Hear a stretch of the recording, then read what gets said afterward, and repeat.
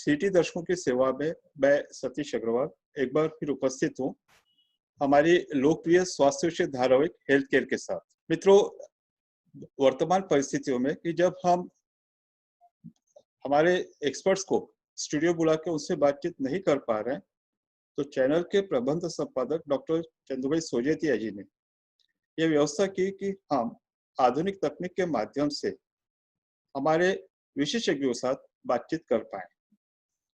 इस श्रृंखला के माध्यम से हम स्वास्थ्य के विभिन्न पहलुओं पर चर्चा करते हैं और साथ ही कुछ ऐसे विशेष दिवस होते हैं जो अंतर्राष्ट्रीय स्तर पर मनाए जाते हैं। उन्हीं में से एक दिन होता है 26 जून, मादक अम्लीय पदार्थ विरोधी दिवस। अगर इसे अंग्रेजी में पूरा नाम दिया जाए तो ये होता है international day against drug abuse and illicit drug trafficking. सन 1987 से जब संयुक्त राष्ट्र संघ ने इसके विरुद्ध प्रस्ताव पारित किया, तब से यह दिन नियमित रूप से मनाया जा रहा है। और आज इस विषय पर बातचीत हेतु जिन विशेषज्ञों को हमने आमंत्रित किया है, पहले मैं आपसे उनका परिचय करा दूं। आज हमारे साथ मूल अमरावती निवासी लेकिन फिलहाल पुणे स्थित वरिष्ठ मनोरोग चिकित्सक डॉक्टर मधुमिता जी बहाड़े हैं। मैम, स्टूडियो में आपका हार्दिक स्वागत है। नमस्कार मैम, जैसे मैंने कहा कि आज का जो दिन होता है वह मादक पदार्थ या अम्लीय पदार्थ सेवन के विरोध में होता है। और अक्सर हम पाते हैं कि इसका जो सेवन करते हैं वो युवा पीढ़ी या किशोरावस्था के जो लोग होते हैं वो ज्यादा करते हैं। तो वे लोग इसका शिकार क्यों होते हैं, इसके कारण क्या है? हाँ, ये जो मादक पदार्थों का सेवन है जिसमें दारू होता है, गांजा कैनबिस होता है या हशीश होता है, मैरिजुआना होता है, कोई भी पदार्थ का सेवन जब करते हैं लोग, तो ये पूरे विश्व में एक बड़ी सी health problem, public health problem करके सामने आ रही है। इससे काफी लोग पीड़ित होते हैं और लोग जब इसे सेवन करते हैं तो न सिर्फ उनका व्यक्तिगत जीवन, लेकिन उनका कौटुंबिक जीवन, उनका सोशल सामाजिक जीवन तथा उनकी पूरी तरह राष्ट्र की और जो जवाबदारियां होती हैं, जो रिस्पॉन्सिबिलिटीज होती है, वो भी वो न निभाने के कारण बहुत बड़ा नुकसान व्यक्तिगत लेवल पे और सामाजिक लेवल पे और राष्ट्रीय लेवल पे होता है। हम अगर भारत की भी बात करें तो कम से कम 20% लोग ऐसे हैं जो ये मादक पदार्थ के सेवन के कारण आज कुछ न कुछ शारीरिक या मानसिक बीमारी से पीड़ित है। तो ये 20% ज्यादातर 20% हैं वो अल्कोहल में कंज्यूम करते हैं, उसमें से 3% हैं, 3 जो परसेंटेज हैं दे आर इनटू कैनबिस या गांजा, और 2% बाकी जो इंजेक्टेबल्स हैं या बाकी दवाइयां हैं जो मादक होती हैं उनकी डिपेंडेंस पे है। तो कम से कम हमारी देश की 25 करोड़ जो आबादी है वो इन मादक पदार्थों का सेवन करती है और कहीं ना कहीं इसका असर हमारे पूरी देश की उन्नति पर होता ही है, डेफिनेटली होता है। अभी आपने जो कहा है डॉक्टर सतीश के ये युवा पीढ़ियों को क्यों आकर्षित करती है, अभी ये युवा अवस्था जो होती है या एडोलेसेंट जो पीरियड होता है किसी के लाइफ का, ये बहुत ही नाजुक मोड़ पे आया हुआ एक स्टेज है। इस स्टेज पे वो युवा न तो बच्चा होता है न पूरी तरह एडल्ट होता है, और इस वक्त उसकी जो इमोशनल और उसकी फिजिकल और मेंटल डेवलपमेंट के साथ साथ इमोशनल भी डेवलपमेंट अभी होती रहती है, पूरी तरह हो चुकी नहीं है। इस अवस्था में 2 मेजर सिचुएशंस आती है। एक है एडोलेसेंट पीरियड में एक आइडेंटिटी क्राइसिस सा फॉर्म हो जाता है। आइडेंटिटी क्राइसिस माने ये लड़का जो है, युवा जो है, वो खुद की आइडेंटिटी प्रस्तावित करना चाहता है समाज में।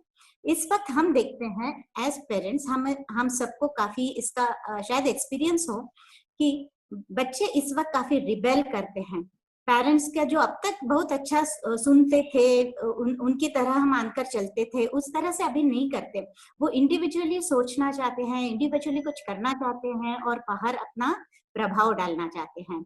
तो ये उनकी आइडेंटिटी फॉर्मेशन के लिए बहुत अहम स्टेज है, जिस वक्त वो जरा इमोशनली भी डिस्टर्ब हो सकते हैं। दूसरी है कि ये स्टेज में नए एक्सपेरिमेंटेशन का, माने नए नए एक्सपीरियंसेस लेने की और काफी कल हो जाता है। लोग ऐसे युवा ऐसे करना चाहते हैं, इसलिए जो भी कुछ नया है लाइफ में वो ट्राई करो। और मैं तो युवा हूँ, मुझे कुछ नहीं होने वाला, इससे थोड़ी सी जो केयर फ्री एटीट्यूड से या ओवर कॉन्फिडेंट एटीट्यूड से भी वो नए नए रिस्क टेकिंग बिहेवियर जिसे कह सकते हैं। तो ये जो मुख्यतः बायोलॉजिकल कारण हम बोलेंगे जिसके कारण युवा इसकी गिरफ्त में आ सकते हैं। अभी जो बाकी के कारण हो सकते हैं कि जैसे मैंने कहा है कि अभी वो जरा बाहर ज्यादा रहते हैं, सोशल एंड फ्रेंड सर्कल में ज्यादा रहते हैं, तो उन्हें ऐसे लगता है कि मैं इस सर्कल में फिट हो जाऊं। और अगर वो सर्कल में कोई मादक पदार्थ का सेवन करता है या फ्रेंड्स कुछ लेते हैं, तो बच्चे की भी टेंडेंसी हो जाती है कि मैं भी ये पदार्थ लेकर दिखाऊं कि मैं भी उनके बराबरी का हूं। तो like to fit in the group of friends, कभी कभी अगर बच्चा पीना भी नहीं चाहता, लेकिन इस वक्त पीयर प्रेशर के कारण उसको ये आदत शुरू हो जाती है और फिर बाद में इसका व्यसन में रूपांतर हो सकता है। कभी कभी जैसे मैंने कहा, क्योंकि ये नाजुक मोड़ है अपनी उसकी आयुष्य का, तो इस वक्त वो एक एंजाइटी या रेस्टलेसनेस या स्ट्रेस के अंदर होता है। और ये एंजाइटी रेस्टलेसनेस कैसे हैंडल करना ये उसको पता नहीं होने के कारण उसके फ्रेंड्स के कहने से वो कभी कभी मादक पदार्थ लेता है, जिसके कारण उसको थोड़े काल के लिए अच्छा महसूस होता है और वो उसकी डिपेंडेंसी या उसका सेवन उसके कारण भी बढ़ सकता है। तो ये 3 चीजें हो सकती है जिसके कारण अपने युवा इसकी ओर मुड़ सकते हैं। दर्शकों, जैसा मैनन से कह रही है कि अगर कोई युवा इस तरह के व्यसन का शिकार होता है, तो वो जो कमा सकता था या समाज के लिए प्रोडक्टिव हो सकता वो तो नहीं हुआ, उल्टा उसके ऊपर जो खर्च हो रहा है, उसकी बीमारी पे हो रहा है या उसके उपचार पे जो खर्च हो रहा है, तो समाज को इससे दोहरी मार पड़ रही है। 2 तरह से समाज का नुकसान हो रहा है। तो मैम, जिस तरह से आप कह रहे हैं कि किशोरावस्था या अवस्था में इसका प्रभाव ज्यादा देखा जाता है, तो युवाओं में से कोई इससे विशिष्ट वर्ग होते हैं कि जिनको इसका सेवन या इसकी लत होने के चांसेस ज्यादा होते हैं? हाँ, वैसे रिस्क फैक्टर्स जरूर होते हैं। हर युवा पीढ़ी या पूरी तरह इसमें आती नहीं है। जो कोई युवा इस व्यसन में क्यों आए, ऐसा हम देखें तो अगर हम बचपन से सोचे कि ऐसे कोई बच्चा हो जिसकी who is coming from a broken family या सिंगल पेरेंटिंग फैमिली में से है, या फैमिली में हार्मनी नहीं है, जो पर्सनल इंटरैक्शंस फैमिली में है वो बहुत ही स्ट्रेसफुल है, तो ऐसे बच्चों को खुद की इमोशनल डेवलपमेंट में काफी बाधाएं आ सकती है। ऐसा कोई बच्चा है जिसका अनहैप्पी चाइल्डहुड रहा है, काफी सारे दुख उसने बचपन में ही झेले हैं, या फिर कभी फिजिकल अब्यूज होता है या सेक्सुअल अब्यूज होता है, इस तरह की अगर कोई उस पर नौबत आए तो ये बच्चा एक इमोशनल चोट, गहरी चोट में होता है। और ये सब उसका दुख जो वो बाहर व्यक्त नहीं कर सकता, ऐसा कोई होता नहीं है जो वो उसका इमोशनल सपोर्ट हो सके, उसको भावनिक आधार दे सके, तो ऐसे बच्चे सब्सटेंस की ओर या ड्रग्स की ओर आ सकते हैं, क्योंकि उनको ड्रग्स लेने के बाद थोड़े पल के लिए या थोड़ी देर के लिए कुछ सोलेस या कुछ शांति महसूस होती है।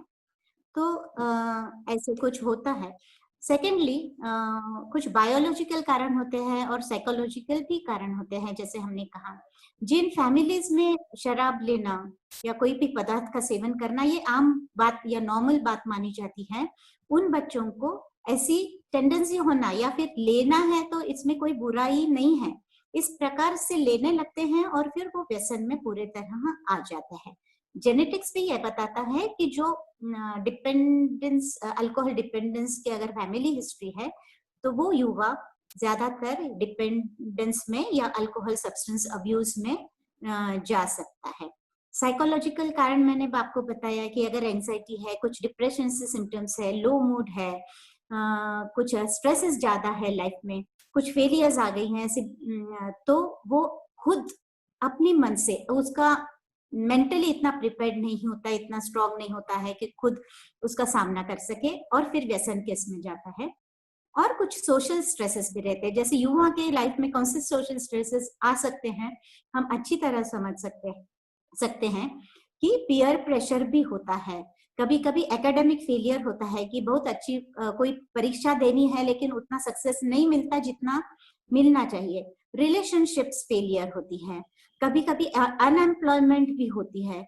ये सब स्ट्रेसेस एक युवा की जिंदगी में आते हैं और वो रिस्क फैक्टर्स बन जाते हैं जो उसको नशीली पदार्थ की ओर धकेल सकते हैं।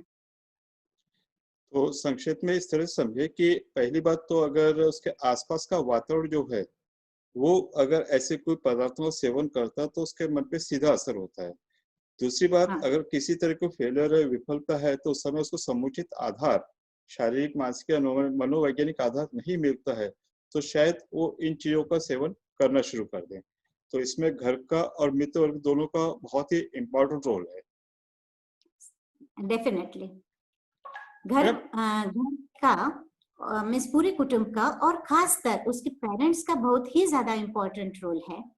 तो पेरेंट्स ने पहले तो ये समझना चाहिए, ये जब शुरू हो जाता है किसी की लाइफ में तो ये एडोलेसेंट यंग एज में शुरू हो जाता है। तो ये डेवलपमेंट स्टेज जो होती है, ये अगर पेरेंट्स जान जाए कि उनका लड़का, ये युवा कुछ अलग मोड पे है, जिस जिस वक्त उसे किसी की आधार की, भावनिक आधार की प्लस प्यार की ज्यादा जरूरत है उसको सही रास्ते पे रहने के लिए, तो पेरेंट्स जरूर वो आधार उसका बन सकते हैं जो उसको इमोशनली स्ट्रांग बनाएंगे। अभी ज्यादातर क्या होता है जो हमने देखा है, जब युवा जब एडोलेसेंट एज में हमारे यहाँ बच्चे आते हैं या यंग आते हैं, तो पेरेंट्स को, माँ बाप को ऐसा लगता है कि अभी तक तो ये हमारा सब कुछ सुन रहा था, अभी क्यों नहीं सुनता है। So they take it as a insult to their parenting कि अभी ये खुद की सोचने लगा है, खुद की डिसीजंस लेने लगा है, खुद की तरह से बिहेव करने लगा है। So it is not like that, it is a normal stage of development. थोड़ा ढील भी देनी है, थोड़ा कंट्रोल भी रखना है, इसमें कहीं भी खुद का पर्सनल ईगो लाना नहीं है, खुद की इमोशनल इन्वॉल्वमेंट लानी नहीं है। कभी कभी इतने इमोशनल आउटबर्स्ट पेरेंट्स दिखाते हैं, तो ये जो युवा होता है जो पहले ही इमोशनल स्ट्रेस में है, उसका स्ट्रेस और बढ़ जाता है। तो पेरेंट की एक अंडरस्टैंडिंग ग्रोथ पीरियड की, उसकी मानसिकता की अंडरस्टैंडिंग और उसे हमने क्या देना है, इसकी अंडरस्टैंडिंग अगर पेरेंट्स में हो, तो जरूर कोई भी बच्चा घर से अगर इतना मजबूत सहारा है उसको, तो ऐसे इस गलत रास्ते पे नहीं जाएगा। तो संक्षेप में हम ये समझे कि ये जो डेवलपमेंट है, जहाँ पर एक किशोर शारीरिक और मानसिक रूप से बढ़ रहा है, उसकी डेवलपमेंट हो रही है, और जो चीज हाँ, अक्सर जिसकी तरफ एक लापरवाही होती है, नेग्लेक्ट होता है, तो वो होता है उसका इमोशनल एस्पेक्ट। एक जो भावनात्मक पक्ष होता है उसकी तरफ सहसा हमारा ध्यान नहीं जाता है। और जैसा आप बता राइट, रही है कि बढ़ती उम्र के साथ एक पेरेंटल डिटैचमेंट होता है, जहाँ से वो अपने पेरेंट्स से अलग होकर अपने मित्र की ओर आकृष्ट होता है। तो इस समय हाँ, पेरेंट्स को ऐसा लगता है कि वो हमारी बात नहीं सुन रहा, हाँ जी, और वो वो हमारे उसको, मित्र। यस सॉरी, उसको उसकी इंडिविजुअलिटी एक फॉर्म करनी है, उसको उसका एक स्वतंत्र व्यक्तिमत्व फॉर्म करना है, इसलिए वो डेवलपमेंटल स्टेज है। अगर ये हम रोक देंगे तो उसकी पर्सनालिटी पूरी तरह डेवलप भी नहीं होगी। तो पेरेंट्स को ये स्टेज समझनी बहुत ही अच्छी तरह समझनी, या अगर हमें कुछ प्रॉब्लम आती है तो किसी की हेल्प लेकर, किसी साइको काउंसलर की हेल्प लेकर ये समझना और उससे डील करना बहुत जरूरी हो जाता है इस मोड पे। और मैम, शायद हमारे प्रोग्राम का उद्देश्य भी यही है कि हम इस माध्यम से जन जागृति करते हैं, और जो डेवलपमेंट, नॉर्मल डेवलपमेंट होती है और समस्या क्या होती है, दोनों में भेद क्या है। जैसे आप बताएं हाँ, कि तो डेवलपमेंट है, इसे लोग समस्या मान लेते, प्रॉब्लम मान लेते, जबकि प्रॉब्लम है ही नहीं। अगर पेरेंट्स इस बात को समझ ले कि नॉर्मल डेवलपमेंट है, और जैसे बच्चा बड़ा हो रहा है तो उनको आप बच्चे की तरह रखते हैं, फ्रेंडली रखें, तो शायद बहुत कुछ हमारी समस्या हल हो जाएगी। और बच्चा भी हमारा इमोशनल रूप से उतना स्ट्रांग होगा, तो उसे ये आदत बाहर खोजने की जरूरत नहीं पड़ेगी। या ये प्रॉब्लम होने से पहले ही अगर हमने उसको प्रिवेंट किया तो वो ज्यादा अच्छा रहेगा। लेकिन मैं पेरेंट्स को ये भी बताना चाहूंगी कि अभी आजकल सोसाइटी टीम में काफी बदलाव आ चुका है और लेते हैं बच्चे, या पीयर प्रेशर्स के कारण कभी आपके लड़के ने कभी ले भी लिया, तो पेरेंट्स का जो रिएक्शन होता है तो वो बहुत अच्छा होना चाहिए। It should not be a reaction. Parents ने समझ के उसको रिस्पॉन्ड करना है। उन्होंने ये नहीं समझना है कि इसने बहुत बड़ी गलती कर दी, अभी तो ये पूरी तरह उसकी लाइफ बर्बाद हो जाएगी। इस तरह से न सोच के ये क्यों इस व्यसन की तरफ मुड़ा है, इसके अंदर क्या उसके भावनाएं उत्पन्न हो रही है, इसको क्या कमतरता है कि जो वो बाहर ढूंढ रहा है। इसलिए अगर बच्चा जाता भी है कोई गलत रास्ते पे, लेकिन उस वक्त भी अगर पेरेंट्स उसके साथ कुछ कन्वर्सेशन शुरू कर दे, उसकी हालत समझने की कोशिश करे, कुछ खुद को मॉडिफाई करके उसका सपोर्ट बनाने की पूरी तरह कोशिश करे, तो गलत रास्ते पे गया हुआ युवा भी जरूर इससे बाहर आएगा और सही लाइफ अपनी गुजार पाएगा। तो इससे संबंधित जो प्रश्न उठता है कि जिस तरह से आपने कहा कि अगर बच्चा अगर गलत रास्ते पे जैसे शुरू किया है, तो ऐसे कौन से लक्षण या चिन्ह हो सकते हैं कि जिससे पेरेंट्स पहचाने कि हमारा बच्चा शायद व्यसन की ओर बढ़ रहा है या गलत संगत में जा रहा है? हाँ, ये बहुत इम्पोर्टेंट सवाल है कि हम एज पेरेंट्स कैसे पहचाने कि बच्चा शायद कुछ अम्लीय पदार्थ का सेवन करता है या कहीं गलत कंपनी में जा रहा है। तो बच्चों के जो चेंजेस हैं ना, वो जैसे उसकी स्पीच में चेंजेस आ सकते हैं, उसके मूड में चेंजेस आते हैं, उसके बिहेवियर में चेंजेस आते हैं, वो जो रिस्पॉन्सिबिलिटीज उठाता था उसमें चेंजेस आते हैं, उसकी परफॉर्मेंस में चेंजेस आते हैं। तो हम ये देखते हैं ज्यादातर कि जब बच्चे इस प्रकार की व्यसन में ये होने लगते हैं, उसमें आने लगते हैं, तो पेरेंट्स से उनकी बातें कम हो जाती है। ये इसके कारण ये भी है कि अगर पेरेंट्स से ज्यादा बात करूं तो वो कहीं ना कहीं पकड़ लेंगे कि ये मैं कुछ ले रहा हूँ। और दूसरी बात ये है कि वो कभी-कभी खुद में ही रहने लगता है, जरा अलूफ रहने लगता है, पेरेंट्स से जरा कट के बिहेव करने लगता है। कभी ऐसे होता है कि हमें मूड फ्लक्चुएशंस दिखती हैं, या बच्चे में इरिटेबल हो जाता है, कभी ज्यादा एग्रेसिव हो जाता है, और कभी-कभी हम ये भी देखते हैं कि जरा सैडनेस भी दिखती है, कभी निराश उदास सा भी ज्यादा रहने लगता है। तो ये मूड चेंजेस हैं, उसकी बोलने के तरीके में चेंजेस आते हैं कुछ। कभी अगर कुछ नशीली पदार्थ लेकर घर आए तो हम समझ सकते हैं, उसकी आंखों से समझ सकते हैं, उसकी बोलने के तरीके से समझ सकते हैं। कभी स्लरिंग ऑफ स्पीच में जैसे लड़खड़ा के बोलने का थोड़ा सा अगर पेरेंट्स जरा अलर्ट रहे तो ये समझ सकते हैं। बाद में हमें धीरे धीरे ये भी दिखाई देता है कि जो रिस्पॉन्सिबिलिटीज वो घर में लेता था या खुद की तरफ लेता था, वो भी उसकी निग्लेक्ट हो रही है। जैसे कि कुछ घर के काम हो वो ठीक तरह से करो, जवाबदारी से करो, या खुद की सेल्फ केयर सेल्फ हाइजीन के बारे में ठीक उसी टाइम पे उठो, इतना इतना पढ़ाई करो, या फिर सेल्फ केयर में अच्छे कपड़े पहनना, खुद की हाइजीन रखना, ये इस पर भी धीरे धीरे छोटे छोटे असर दिखते हैं, जो पेरेंट्स को एक वार्निंग दे सकते हैं कि कुछ चल रहा है। इनमें कुछ नींद या डाइट संबंधी कोई समस्या उत्पन्न हो सकती है? डाइट संबंधी होता है ना, ये बच्चे जैसे मैंने कहा है कि इरिटेबल होते हैं या मूडी हो जाते हैं, तो इस मूड के इसमें जब वो ये करते हैं तो कभी कभी उनका खाना जो पहले ठीक तरह से खाते थे, अभी खाने के ऊपर इतनी ये रहती नहीं है, उनकी इच्छा होती नहीं है। उनकी जो इच्छा है, मैंने जैसे कहा कि अगर कोई भी मादक पदार्थ लेने लगे तो पहले शुरुआत में तो कम लेते हैं, बाद में क्या होता है उसका असर, जो पहले उनको लगता है कि नहीं ये मादक पदार्थ लेने से मुझे अच्छा फील हो रहा है, कुछ दिनों बाद कुछ महीनों बाद उतने ही मात्रा लेने से वो अच्छा फीलिंग नहीं आता, वो डोपामिन जो ब्रेन में शूट होता है और एक प्लेजर देता है वो नहीं आता, तो उसको वो मात्रा बढ़ानी भी पड़ती है। तो ऐसे ऐसे करके ओवर द टाइम कुछ महीनों में कुछ सालों में उसकी मात्रा लेने की बहुत बढ़ जाती है, जड़ बढ़ जाती है। और जब ये बढ़ जाती है तो उसको मेंटल और फिजिकल डिपेंडेंस वो सब्सटेंस पे या मादक पदार्थ पे हो जाती है। मेंटल तो हो जाती है ऐसे कि वो क्रेव करने लगता है, उसकी इच्छा बहुत प्रबल होती रहती है। तो वो क्रेव किस लिए करता है? कि मादक पदार्थ के लिए। इसलिए उसका जो पहले आहार पे ध्यान था, अपनी व्यायाम पे ध्यान था या किसी और पे ध्यान था, वो कम होता है। उसकी सब क्रेविंग इच्छाएं वो मादक पदार्थ प्राप्त करने के इसमें की तरफ जाती है। फिजिकल डिपेंडेंसी कैसे हम महसूस होते हैं कि जब उसको वो पदार्थ नहीं मिलता है तो कहीं थरथराहट आ जाती है, बोलने में कुछ गड़बड़ी सी आ जाती है, उसको ऐसे चक्कर सा रहता है या पसीना छूटता है। इस तरह के विड्रॉल सिम्टम्स बोलते हैं। ये अगर दिखते हैं तो हमने जरूर समझना है कि ये लेता तो है ही और उसकी डिपेंडेंसी भी बढ़ गई है। तो ये कुछ सिग्नल्स हैं जो हमने देखने हैं।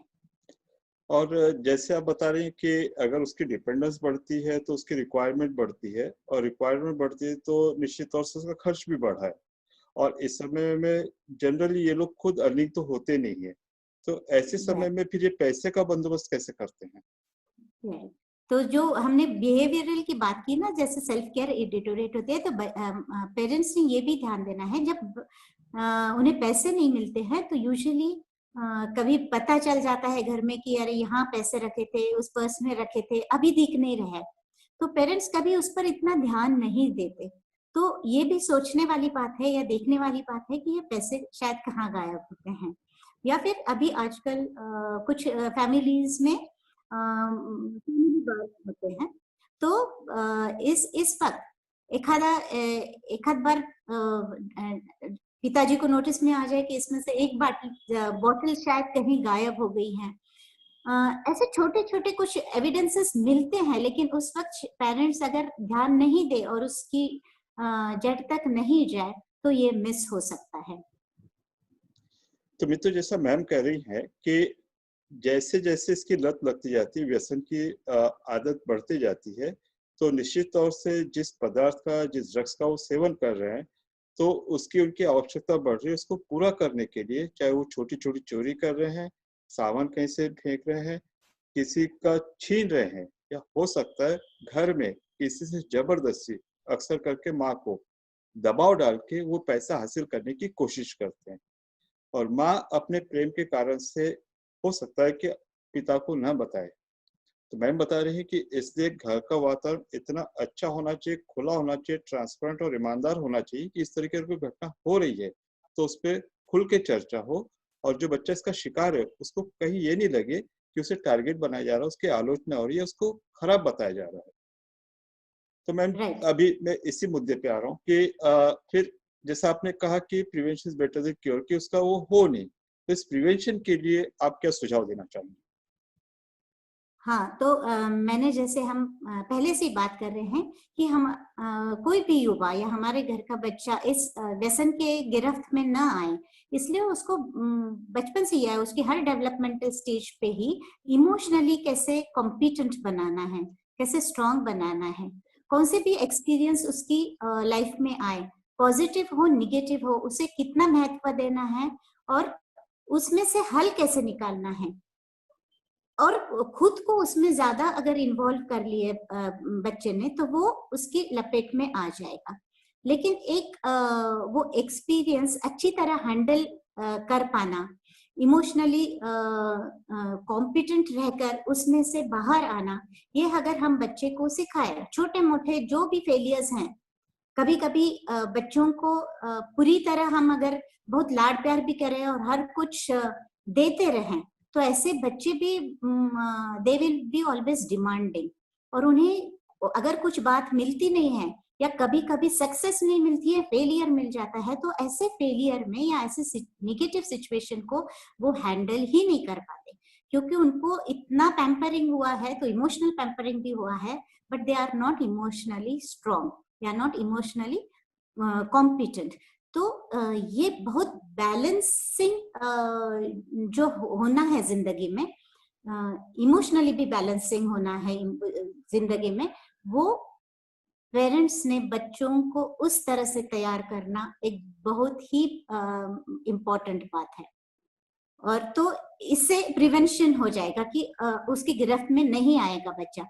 अगर आ भी जाता है बच्चा तो पहले तो मैंने जैसे कहा कि बिल्कुल उस पर गुस्सा न होते हुए या पूरे पूरा अभी ऐसा महसूस, कभी पेरेंट्स खुद ही इतने निराश हो जाते हैं कि वो बच्चों की कुछ मदद ही नहीं कर पाते क्योंकि खुद ही इतने डिप्रेस हो जाते हैं। तो ऐसा न होकर अगर पेरेंट्स ने उसको सही रास्ता चूज करने के लिए या सही रास्ते पे लाने के लिए, what parents need to do is to stand very strongly by his side, emotionally, physically, सब तरह से। वो बच्चे को ये महसूस होना चाहिए कि मैं, पेरेंट्स है मेरे साथ, मैं किसी भी हालात में से इसमें से निकलता हूँ। अगर आ भी गया, जैसे आए भी ना, जैसे बच्चे जब ये एडोलेसेंस स्टेज में होते हैं तो पेरेंट्स को ये देखना चाहिए कि थोड़ा सा सुपरवाइज तो करना ही है बच्चे के आने जाने के टाइमिंग्स क्या है, बदल रहे हैं क्या, बच्चा कैसा बिहेव करता है, उसी तरह से ठीक अपना परफॉर्मेंस कॉलेज में या स्कूल में कर रहा है क्या, ये सब अलर्टनेस और सुपरविजन पेरेंट्स की अगर हो तो उसमें आने वाले जो चेंजेस हैं वो पेरेंट्स की नजर में आ जाएंगे। दूसरा सुपरविजन जो करना है कि बच्चा किस माहौल में जा रहा है, उसका जो फ्रेंड सर्कल चेंज हो गया है क्या, ऐसे सर्कल में तो नहीं है कि जहाँ पे लोग इस तरह की के व्यसन में ज्यादा है, उसके फ्रेंड्स इस तरह के ज्यादा है। अगर पेरेंट्स को ये ख्याल में आ जाए या ये नजर में आ जाए तो उसके बारे में भी अलर्ट होना बहुत जरूरी है।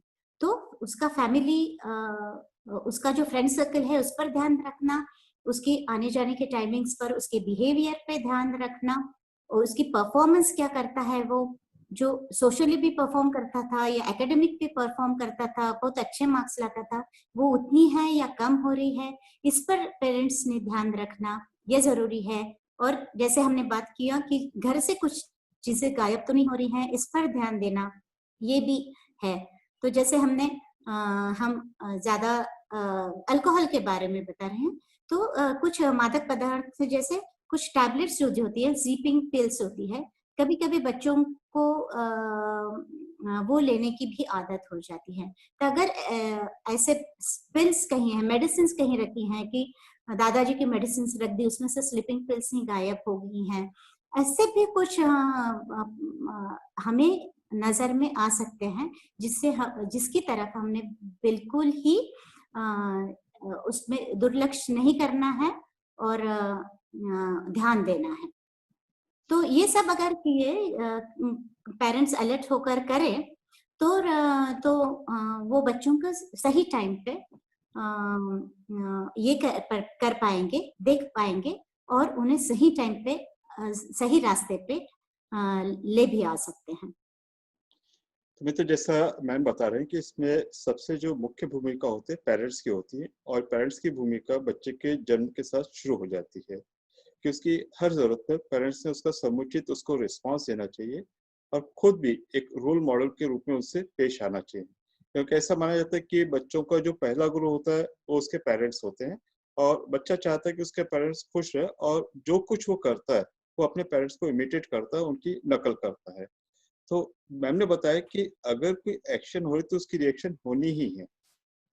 पेरेंट्स अगर उसकी बैलेंस रिएक्शन दे रहे हैं तो बच्चा अपने आप ये सीखता है कि कंडीशंस चाहे कितनी भी एडवर्स हो, कितनी भी हमारे लिए लाभदायक नहीं भी हो, शायद नुकसानदायक भी हो, तो ये तो नहीं है कि वो हमेशा के लिए रहेगी, वो भी पीरियड जाएगा और समय में हमारा इमोशनली स्ट्रांग होना या इन चीजों से हमको बचा सकता है।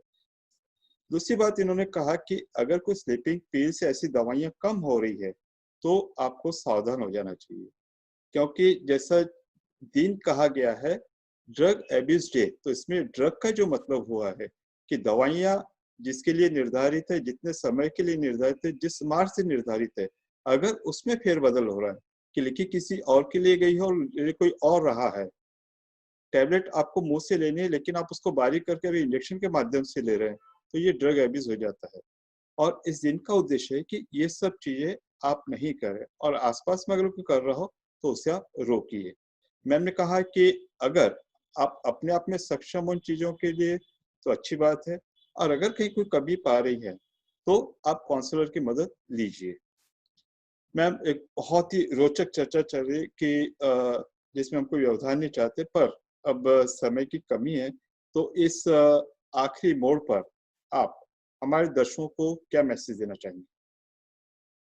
इस साल की जो थीम है ये दिवस की, वो है better knowledge for better care. इसलिए पेरेंट्स को ये ही बताना चाहूंगी कि आप अपना नॉलेज इंक्रीज करिए, नॉलेज ले, एक्सपर्ट्स के साथ बातें करिए। और अगर आपका बच्चा इस तरह से कुछ अलग सा बिहेवियर है या ऐसे गिरफ्त में आ रहा है, तो वो नॉलेज इस्तेमाल करके उसको सही तरीके से उससे बाहर निकालें। और एक बात मैं कहना चाहूंगी, जो बच्चों में आजकल बहुत ही फेमस है, to be BFF। So parents ने भी BFF होना है, means best friends forever for their child. एक बहुत ही छोटे से सेंटेंस में आपने पूरी फिलॉसफी बता दी है कि बच्चा जैसे जैसे बड़ा हो रहा है, तो हम बजाय उस पर कमांड करने के, अगर उससे हम फ्रेंडली अगर उसके साथ व्यवहार करें, तो बच्चा भी हमारे से उतना फ्रेंडली होगा, हमारे से उतना ट्रांसपेरेंट होगा। जिस कम्युनिकेशन की आप बात करें थी, कम्युनिकेशन बहुत ईमानदार और ट्रांसपेरेंट होगा। मित्रों, चलने से पहले सिर्फ एक बात कहना चाहेंगे कि अगर कोई बच्चा इस व्यसन का शिकार होता है, तो आप उसे गलत नजर से मत देखिए, क्योंकि मैम ने कहा है कि ये तो लक्षण है, आपको उसकी जड़ तक पहुंचना है। कि अगर वो इसका इस तरह की आदत लगी है, तो आदत तो ऊपर से दिखने वाला लक्षण हुआ, ये आदत लगी क्यों है? आप उसकी जड़ तक पहुंचिए, और अगर आप उस जड़ का इलाज करेंगे, तो ऊपर के लक्षण अपने आप कम होंगे। मैम, अब अनुमति का समय हो गया है, क्योंकि समय इसकी इजाजत नहीं देता है। तो इस हाँ, बहुत ही रोचक और जिस तरह का आपने सरल ढंग से हमारे दर्शकों का जो मार्गदर्शन किया है, इसके लिए हृदय से आपका आभार करते हैं। नमस्कार, जय हिंद। Thank you.